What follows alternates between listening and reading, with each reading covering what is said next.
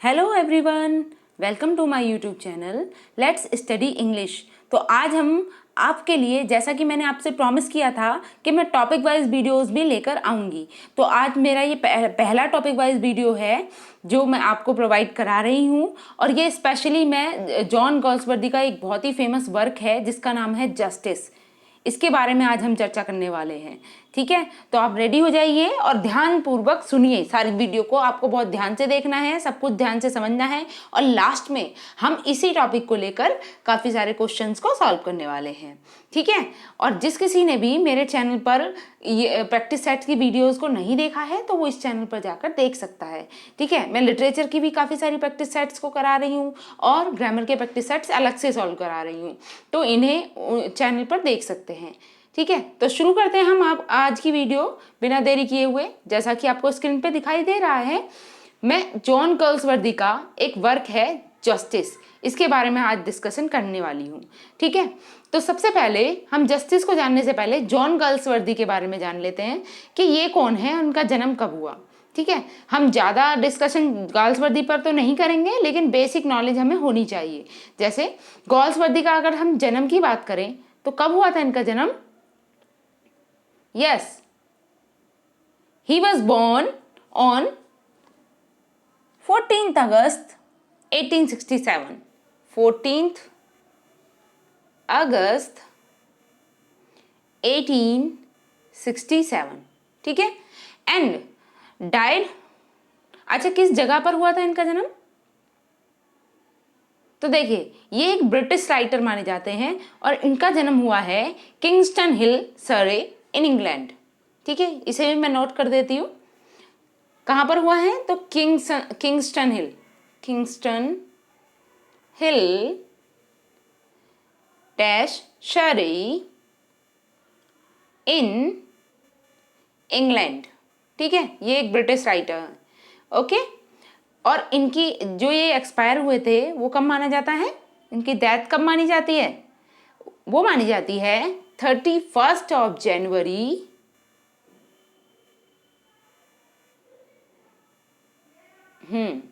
31st of January 1933। Okay, 1933 में। कहाँ पर? तो नॉर्थ लंदन में।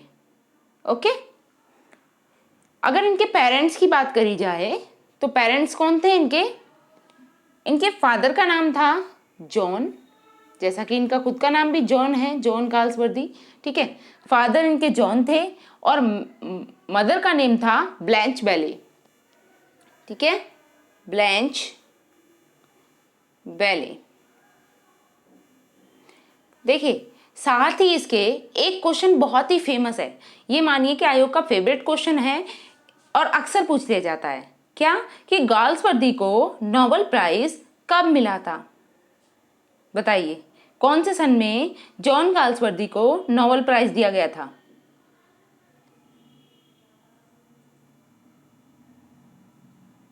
सोचिए और आंसर कीजिए।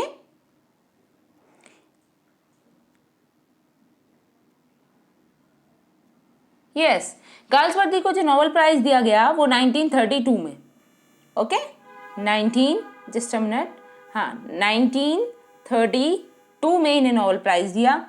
ठीक है, और 1931 में देखो, बेसिकली इनके अगर अवार्ड्स की अगर हम लिस्ट जाने तो लिस्ट कैसे होगी? इन्हें 1923 में तो ऑर्डर ऑफ मेरिट का अवार्ड मिला था, ऑर्डर ऑफ मेरिट। ठीक है, 1923 में ऑर्डर ऑफ मेरिट। देन 1930 में डीलिट की उपाधि। ठीक है, कहाँ से? कैम्ब्रिज और शेफील्ड यूनिवर्सिटी से। ठीक है, 1930 में डीलिट। ओके, एंड 1931 में इन्हें ऑनरेरी डॉक्टरेट मिला था। ठीक है, कहाँ से मिला था? तो ये मिला था ऑक्सफोर्ड यूनिवर्सिटी से। ठीक है, ऑनरेरी डॉक्टरेट मतलब डॉक्टरेट की उपाधि मिली थी 1931 में। ओके, और 1932 में क्या मिला?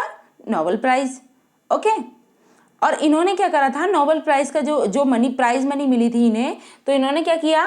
ही donated the prize money to trust mean for the benefit of PEN, ठीक है। पेन मतलब पोएट, एसे राइटर, नॉवलिस्ट के लिए जो एक ग्रुप बना हुआ था उनके लिए इन्होंने डोनेट कर दिया था।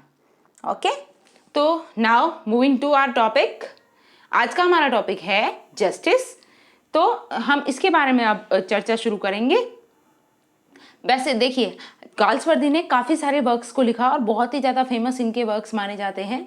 स्पेशली अगर इन्हें देखा जाए तो गाल्सवर्दी किस चीज़ को ज़्यादा अपने नॉवेल्स में दिखाते हैं, तो ये जो सोशल प्रॉब्लम्स हैं उनको उजागर करते हैं अपने वर्क्स में, ठीक है। इनके ज़्यादातर वर्क्स में बिल्कुल रियलिटी से रिलेटेड जो समाज में हो रही घटनाएं हैं उनसे रिलेटेड इनके नॉवेल्स माने जाते हैं।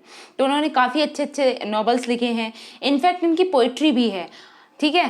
बहुत से बच्चों को पता नहीं होगा कि इन्होंने पोएम भी लिखी हैं। तो इनकी पोएम्स हैं, मेनली 3 फेमस पोएम्स मानी जाती हैं, ठीक है, उन्हें भी ध्यान में रखना है। और इन्होंने काफ़ी सारी शॉर्ट स्टोरीज लिखी हैं, ऐसे लिखे हैं। तो उन्हीं में से अब मैं आज ये एक नॉवल का डिस्कशन करेंगे और धीरे धीरे हम गाल्सवर्दी के हर एक टॉपिक को, हर एक वर्क को डिटेल में इसी तरीके से स्टडी करने वाले हैं। ओके, चलो तो आज हम फिर जस्टिस शुरू करते हैं। यस, देखते हैं फिर। देखो, जस्टिस की पब्लिकेशन डेट क्या मानी जाती है, तो 1910, ठीक। गाल्सवर्दी का बहुत ही फेमस नॉवल है जस्टिस और इसकी पब्लिकेशन डेट मानी जाती है 1910, ठीक है। ये इसका जॉनर क्या है, तो जॉनर है इसका, इसे या तो हम ट्रेजेडी प्ले बोलेंगे या फिर सोशली ट्रेजेडी भी कह सकते हैं, या फिर also it is also known as a crime play, ठीक है। इसे क्राइम प्ले भी माना जाता है। इट वॉज फर्स्ट परफॉर्म्ड, जैसा कि आप स्लाइड में देख पा रहे होंगे, it was first performed at the Duke of York's theatre on February 21, 1910। देखिए, ये जो जस्टिस वर्क है जॉन गाल्सवर्दी का, इसका जो पहली बार परफॉर्मेंस मानी जाती है वो कहाँ मानी जाती है, ये मानी जाती है ड्यूक ऑफ यॉर्क्स थिएटर में, ठीक है। ये एक थिएटर का नेम है, ड्यूक ऑफ यॉर्क्स थिएटर। और कब हुई थी फर्स्ट परफॉर्मेंस, तो फर्स्ट परफॉर्मेंस मानी जाती है 21 February 1910। Okay, now next point है, it offers a criticism of existing legal institution.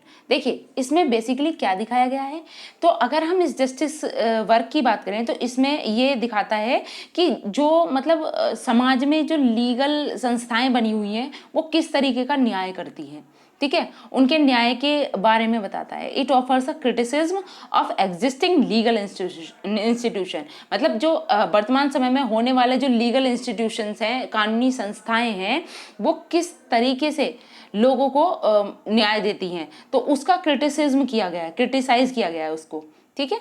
अब अगर हम second point, next last point की बात करें तो ये कह रहा है, it also interrogates the relevance of solitary confinement, ठीक है। ये इट आल्सो मतलब ये भी रिप्रेजेंट करता है कि सॉलिटरी कन्फाइनमेंट की क्या रेलिवेंस है, ठीक है। Now moving to the next slide.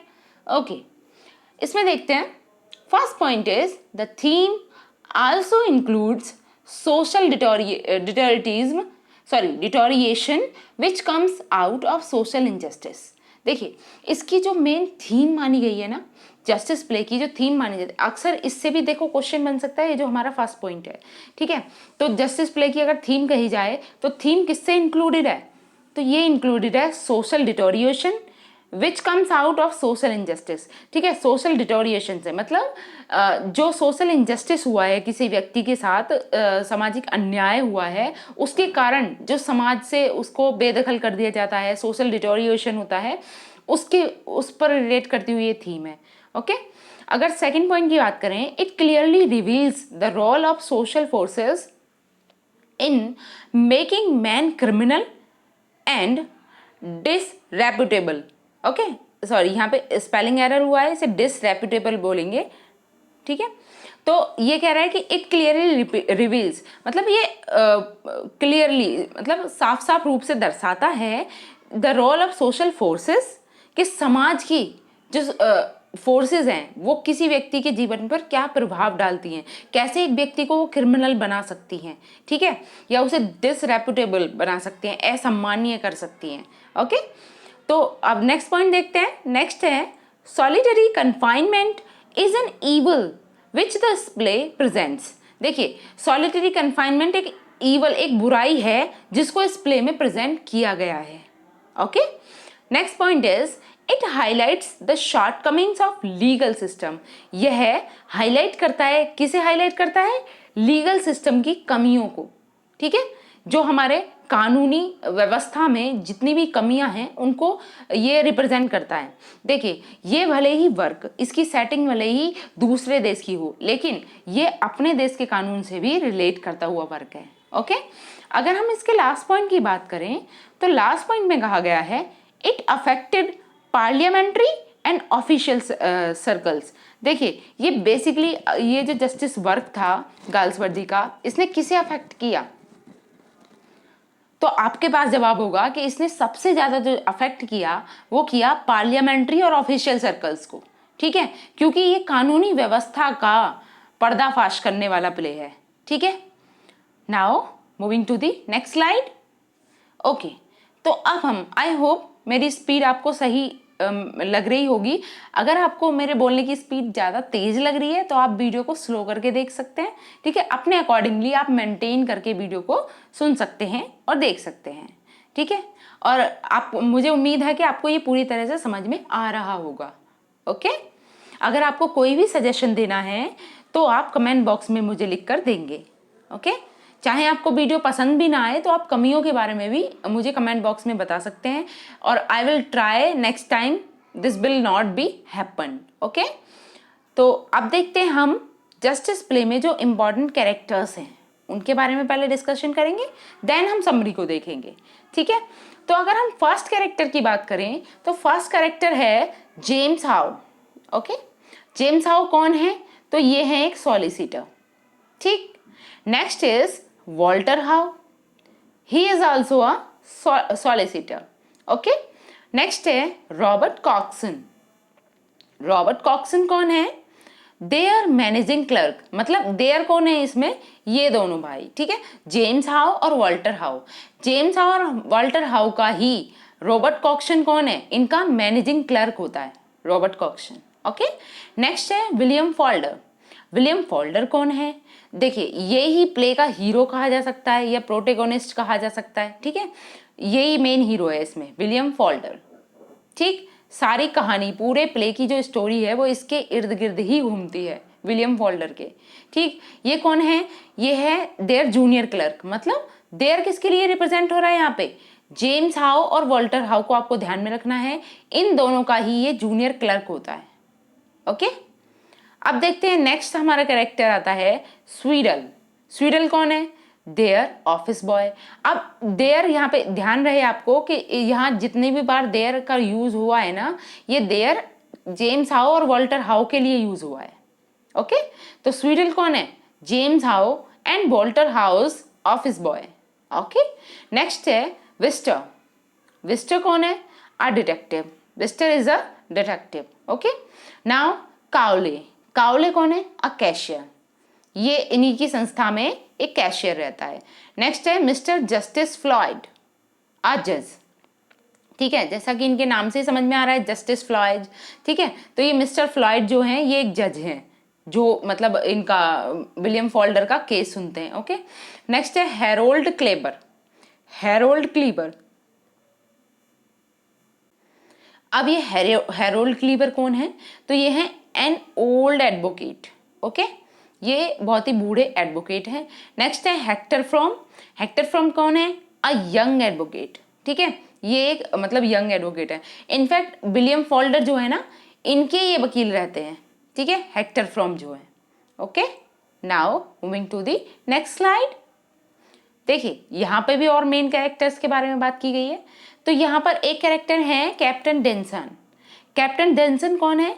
ये है vice chancellor, a prisoner, prison governor. ठीक है, ये वीसी या प्रिजन गवर्नर होते हैं। मतलब जिस जेल में जो फोल्डर है वो जाता है, उस जेल के ये गवर्नर होते हैं। नेक्स्ट है द रीव हग मिलर। ठीक है, द रीव हैग मिलर। ठीक है, ये कौन है? A prison Chaplin. ठीक है, नेक्स्ट है एडवर्ड कैलेमेंट। एडवर्ड कैलेमेंट कौन है? A prison doctor. ओके, ये जेल के कैरेक्टर्स हैं सारे। नेक्स्ट है वुडर। वुडर कौन है? अब अ चीफ वार्डर। ठीक है, ये भी जेल में ही रहता है। नेक्स्ट है मॉर्निंग।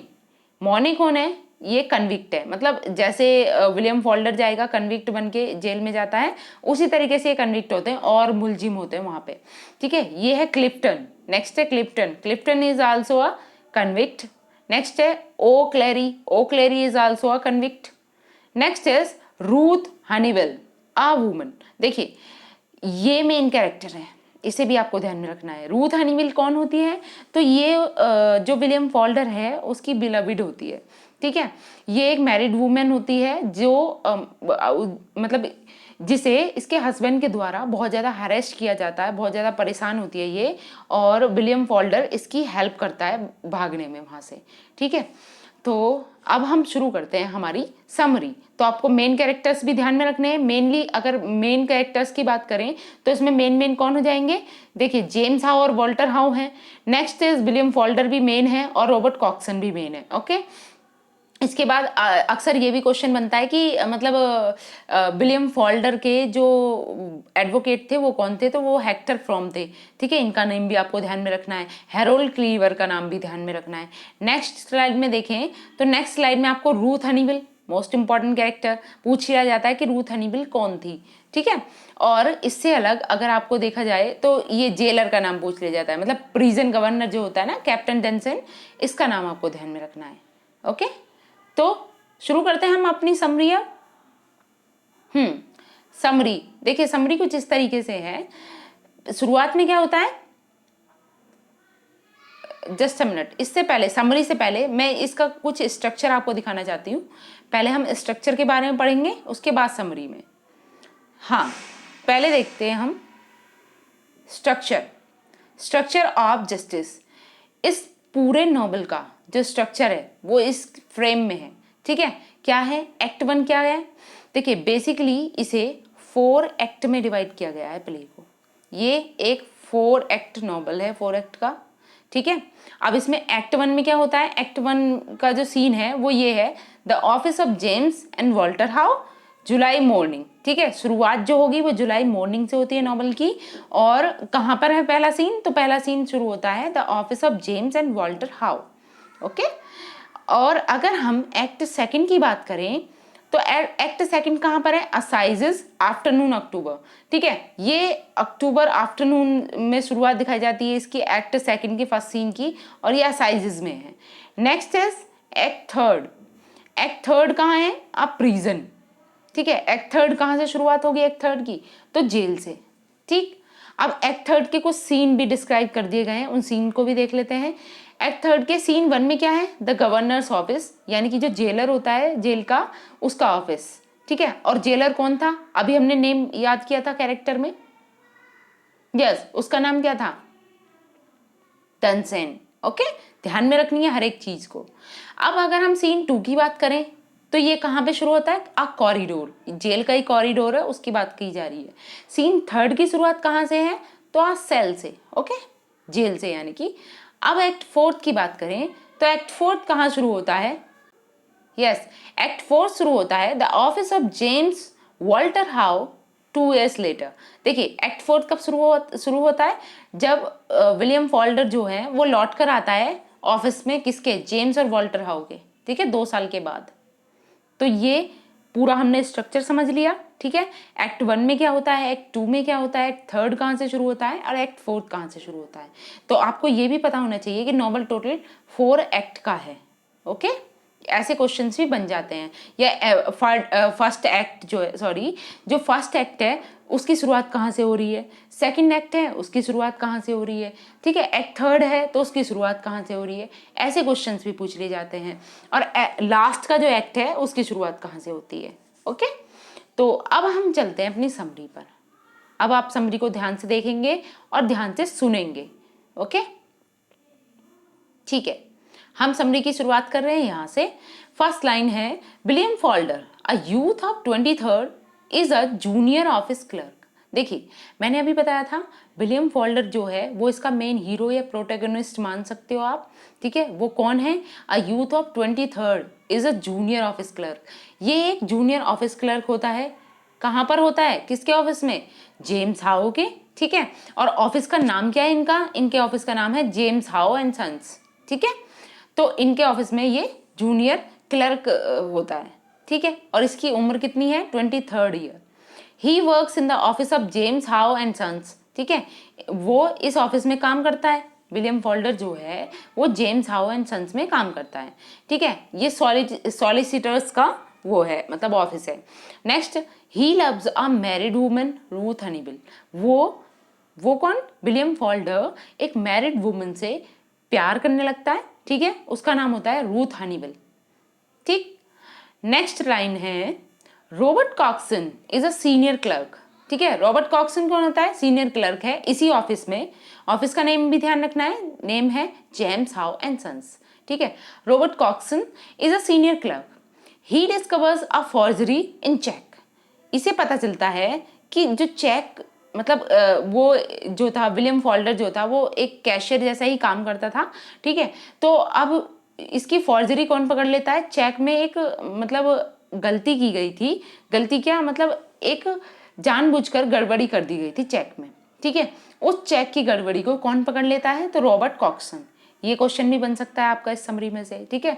तो रॉबर्ट कॉक्सन उसकी फॉर्जरी को पकड़ लेता है। और फॉर्जरी क्या थी, फॉर्जरी थी मतलब मिस्टेक क्या कर दी गई थी, मिस्टेक थी the figure has been altered from 9 to 90, ठीक है।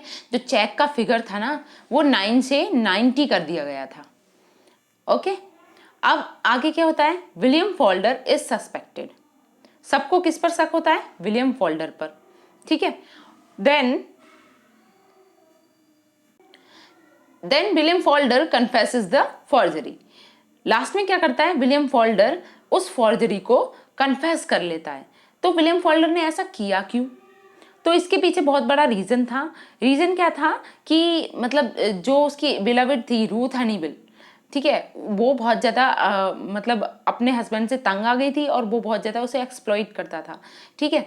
तो उससे बचाने के लिए वो बहुत, उससे पैसों की ज़रूरत थी विलियम फॉल्डर को, तो इसलिए वो ऐसा कुछ करता है। अभी आगे देखते हैं हम समरी को। आगे है, ही प्लीड्स मतलब उसने बहुत ज़्यादा रिक्वेस्ट की that he did it for the sake of his sweetheart Ruth Honeywill, कि और उसने ये भी बताया कि उसने ये सब जो किया है वो रूथ हनीबिल को बचाने के लिए किया है। नेक्स्ट, ही एड्स, उसने और भी बताया that he wanted to escape to save her from the brutality of her husband, ठीक है, वो रूथ हनीबिल को उसके हस्बैंड के द्वारा किए जा रहे अत्याचारों से बचाना चाहता था, इसलिए उसने ऐसा कुछ किया, ठीक। अब नेक्स्ट देखते हैं, नेक्स्ट क्या होता है फिर स्टोरी में। Walter how is a young man with modern ideas while his father is not so. देखिए यहाँ पे दो कैरेक्टर बताए थे मैंने शुरू में, एक तो वॉल्टर हाउ थे और नेक्स्ट कौन थे, जेम्स हाउ, ठीक है। वॉल्टर हाउ और जेम्स हाउ, जो वॉल्टर हाउ थे वो एक यंग मैन थे और मॉडर्न आइडियाज रखते थे, ठीक है। लेकिन उनके फादर जिनका नाम था जेम्स हाउ वो ऐसे नहीं थे, वो रूढ़िवादी विचारधारा वाले व्यक्ति थे, ठीक है। अब आगे क्या होता है, हिज फादर, यानी कि यहाँ पे किसकी बात हो रही है, जेम्स हाउ की। James How hands over Falder to the police. अब जेम्स हाउ क्या करते हैं, क्योंकि उन्हें इस तरीके के चोरी करने वालों को पुलिस जेल भेजना था, इसलिए उन्होंने क्या करा, विलियम फॉल्डर की एक भी बात नहीं सुनते हैं वो और उसे पुलिस के हवाले कर देते हैं, ठीक। नेक्स्ट है, now the scene takes place in court. फिर सीन कहाँ का दिखाते हैं, कोर्ट का। Falder stands before the war, Ruth wants to save him. अब फॉल्डर कहाँ खड़े हैं, वो कटघरे में खड़े हैं, ठीक है, और रूथ जो उसकी बिलविड है वो उसे बचाना चाहती है, ठीक। Now next slide. यस, इसमें देखते हैं फ्रॉम, जैसा कि मैंने शुरू में ही बताया था कि फ्रॉम कौन है, फ्रॉम इनके विलियम फॉल्डर के लॉयर होते हैं, ठीक है। From is a lawyer who defends Falder. From lawyer होता है जो फॉल्डर को डिफेंड करता है। ही प्लीड, यहाँ पे टाइपिंग एरर हुई है, इसे प्लीड करना है, PLEADS। He pleads that the jury should not turn the weak Folder into a criminal by condemning him to prison। वो मतलब फॉर्म जो होते हैं वो कोर्ट से रिक्वेस्ट करते हैं कि जूरी को इस वीक फॉल्डर को, मतलब वो बहुत ही कमज़ोर व्यक्ति है, फॉल्डर जो है उसे जेल नहीं भेजना चाहिए, क्योंकि अगर वो जेल गया तो वो अब सच में क्रिमिनल बन जाएगा, ठीक है, into a criminal by condemning him to prison. Next है Falder is sent to prison where he leads a miserable life, लेकिन इसका जो डिफेंडेंस है फॉर्म की वो फेल हो जाती है और फोल्डर को 2 साल की सजा हो जाती है। कितने साल की सजा होती है? 2 साल की, ठीक है। और उसे जेल भेज दिया जाता है, जहां पर जेल में वो बहुत ही ज़्यादा अत्याचारों को सहता है, ठीक है। अब आगे है folder comes out of prison. 2 साल के बाद की स्टोरी शुरू होती है और 2 साल के बाद की स्टोरी कब शुरू होगी? एक्ट 4 में, ठीक है। ये अब एक्ट 4 की बात चल रही है। आफ्टर 2 ईयर्स, 2 साल बाद क्या होता है, ठीक है। After 2 years Falder comes out of prison, तो फोल्डर जेल से बाहर आता है। The film of James How and son is ready to take Falder back, तो जो ऑफिस है जेम्स हाउ एंड सन्स का, वो तैयार हैं फोल्डर को वापस अपने काम पर लेने के लिए, ठीक है। But the condition is that he will have to give up Ruth, लेकिन वो एक शर्त रख देते हैं। शर्त क्या होती है कि उसे रूथ को छोड़ना पड़ेगा। रूथ कौन है? हिज बिलवड, ठीक है। तो उसे रूथ को छोड़ना पड़ेगा, इस शर्त पर वो कंपनी में वापस आ सकता है, ऐसी वो शर्त रखते हैं, ठीक है। अब आगे क्या होता है? How can folder do this, लेकिन फोल्डर ऐसा कैसे कर सकता था? फोल्डर ने तो रूथ के लिए 2 साल की सजा भी भुगती है, ठीक है।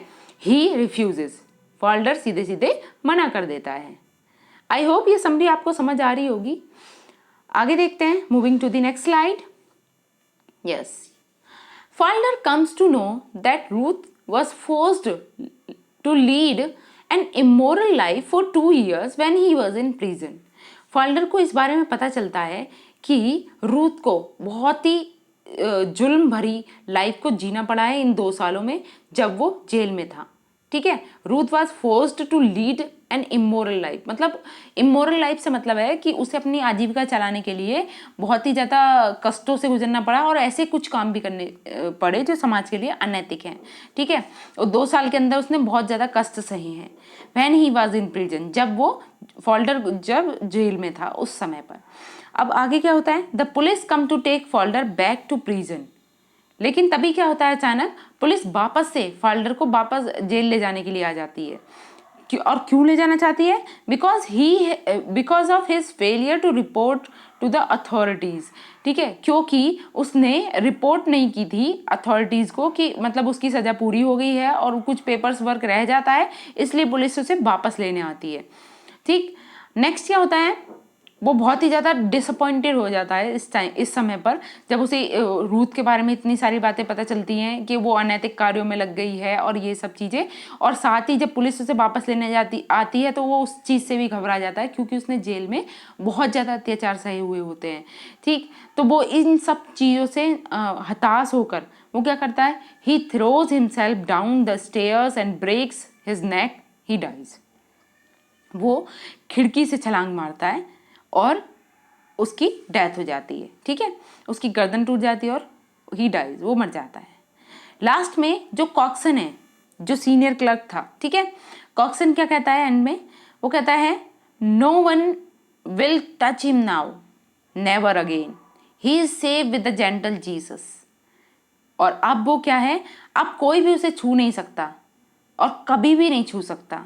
क्यों? क्योंकि अब वो सुरक्षित है भगवान के पास, जीसस के पास, ठीक है। और कॉक्सन की इन्हीं लाइनों के साथ इस प्ले का एंड हो जाता है। आई होप आपको स्टोरी अच्छी लगी होगी और समरी आपको समझ आई होगी, ओके। तो अब हम इससे रिलेट करते हुए कुछ क्वेश्चंस को सॉल्व कर लेते हैं, ठीक है। चलो शुरू करते हैं। Yes, first question is who suffers solitary confinement in justice. देखिए, मैंने जानबूझकर यहाँ पर ऑप्शंस नहीं लिखे हैं क्योंकि अभी हमने पढ़ी है ना स्टोरी, तो हमें उसको हमें ये चेक करना है कि हमें कितना याद रहा, ठीक है। तो आपको बताना है हु सफर्स, कौन सफ़र करता है सॉलिटरी कन्फाइनमेंट से इन जस्टिस में। बताइए क्या होगा इसका राइट आंसर? सोचिए और आंसर कीजिए।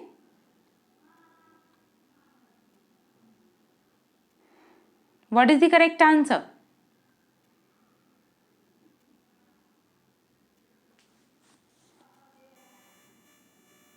क्या होगा राइट आंसर? यस, इसका करेक्ट आंसर क्या है? फोल्डर। ठीक है, और फोल्डर का पूरा नाम क्या होता है ये भी आपको पता होना चाहिए। ठीक है, क्योंकि कंफ्यूज करने के लिए अक्सर अलग अलग तरीके के नाम ऐड करके दे देते हैं। ओके, तो फोल्डर का पूरा नाम क्या है? कमेंट बॉक्स में लिखकर बताना। Next question. ओके, इस क्वेश्चन को देखते हैं। Folder appears in which play of girls वर्दी? वेरी इजी क्वेश्चन, बताइए, ये तो कर ही सकते हो आप। यस, फोल्डर का किस प्ले में अपीयर होता है फोल्डर नाम का कैरेक्टर? जस्टिस में, जैसा कि हम पढ़ रहे हैं जस्टिस। लेकिन अगर ये मिक्स टाइप में आता तो आप कंफ्यूज हो सकते थे। ठीक है, तो इसलिए कैरेक्टर्स के नेम भी याद रखना जरूरी है कि कौन से प्ले के कौन से कैरेक्टर हैं, और स्पेशली माइनर कैरेक्टर को भी ध्यान में रखना है। ओके, और जस्टिस कब पब्लिश हुआ था? जस्टिस पब्लिश हुआ है 1910 में, ये भी चीज़ ध्यान रखनी है। नाउ नेक्स्ट क्वेश्चन, इसे देख लेते हैं। How many acts are there in Justice? बताइए, जस्टिस में टोटल कितने एक्ट्स हैं? सोचिए और आंसर कीजिए।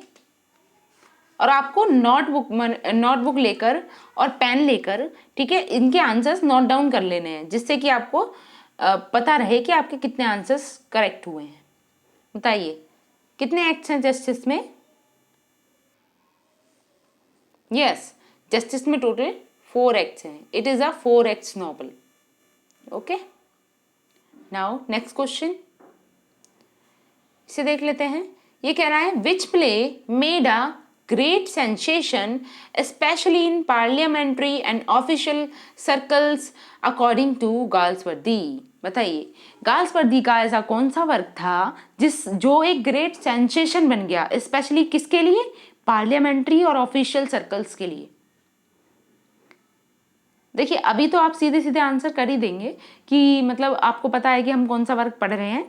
ठीक, लेकिन आपको ये वाला क्वेश्चन इंपॉर्टेंट की लिस्ट में लिख लेना है, क्योंकि ये इंपॉर्टेंट है, ये पूछ लिया जाएगा अक्सर। ठीक है, तो क्या नाम होगा इस वर्क का? गाल्सवर्दी का ऐसा कौन सा वर्क था जिसने पार्लियामेंट्री या ऑफिशियल सर्कल को प्रभावित किया बहुत ज़्यादा? तो उसका नाम क्या है? जस्टिस। ठीक है, ओके। नाउ नेक्स्ट क्वेश्चन से देख लेते हैं। When was justice published? अभी डिस्कस किया था हमने, क्या होगा इसका राइट आंसर?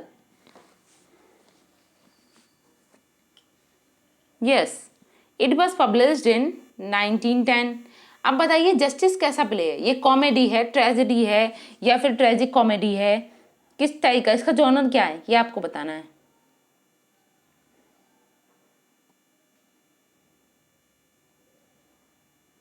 सोचिए और आंसर कीजिए।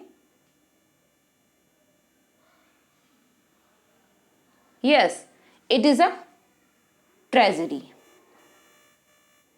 ठीक है, ध्यान में रखना है ये। नाउ नेक्स्ट क्वेश्चन से देख लेते हैं। Where was Justice first performed? बताइए, जस्टिस कहां पर पहली बार वो परफॉर्म्ड हुआ था? उस थिएटर का नाम क्या था? सोचिए और आंसर कीजिए। क्या होगा इसका right answer?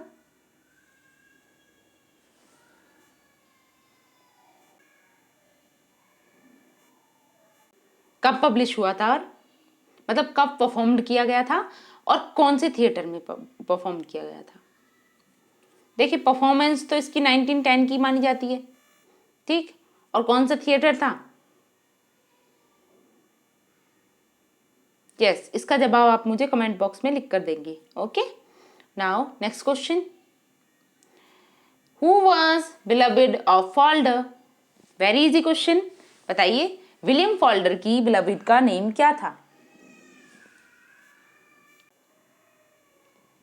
What is the name of folders beloved?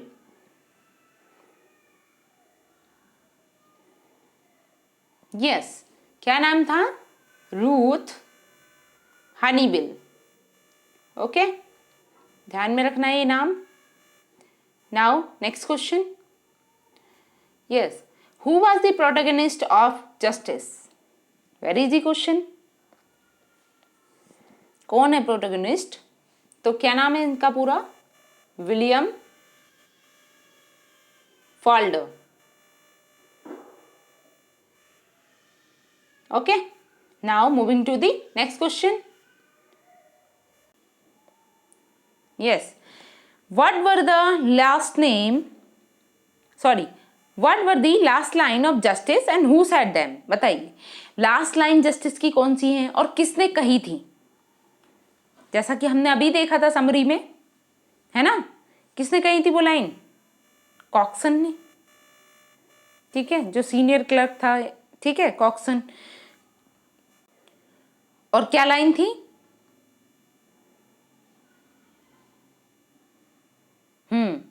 Now no one can touch him, है ना, यही लाइन थी। देखिए हम देख लेते हैं एक बारी।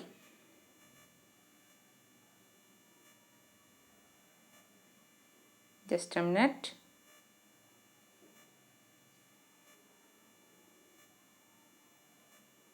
यस, ये लाइन थी, देखो कॉक्सन के द्वारा कही गई है। और क्या है? No one will touch him now, never again, he is safe with gentle Jesus. Okay, these line very famous line और मोस्ट इंपॉर्टेंट लाइन है ये। ओके, तो आई होप मेरी ये वीडियो आपको अच्छी लगी होगी। और अभी देख लेते हैं, हमारे पास एक दो क्वेश्चन और है क्या, ठीक है, ये हम देख चुके हैं, ये सारे क्वेश्चन के आंसर आप सब समझ चुके हैं, ठीक है। ये हमारा लास्ट क्वेश्चन था, कॉक्सन ने वो लाइंस कही हैं, ठीक है। अब ओके, आई होप मेरी ये वीडियो आपको अच्छी लगी होगी। और अगर मेरी वीडियो आपको अच्छी लगी है तो प्लीज़ लाइक करें, शेयर करें और ज़्यादा से ज़्यादा लोगों तक इसे पहुंचाएं।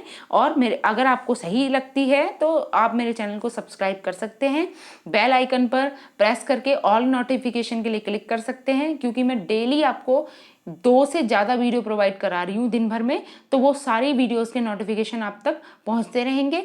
ग्रामर के प्रैक्टिस सेट मैं अलग से करा रही हूँ और लिटरेचर के प्रैक्टिस सेट अलग से, प्लस आज से मैंने ये टॉपिक वाइज वीडियोस भी स्टार्ट कर दी हैं। तो हम सारे टॉपिक्स को लेकर वीडियो बनाएंगे और साथ ही आपको प्रोवाइड करेंगे लिटरेरी फिगर से रिलेट करती हुई भी वीडियोस।